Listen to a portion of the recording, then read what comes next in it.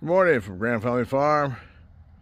Today's January 22nd, 2025, and it's about 11:20 in the morning. I just finished watering the animals. And all of them were froze. And of course, matter of fact, the antifreeze valve was kind of running slow too, so it was kind of froze. We're gonna have to dig that up and do something better. It's worked for years, but for some reason this year it's not.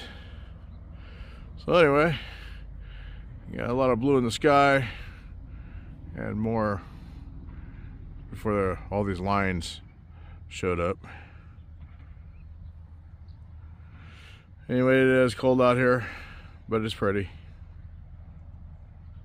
I can't wait for spring.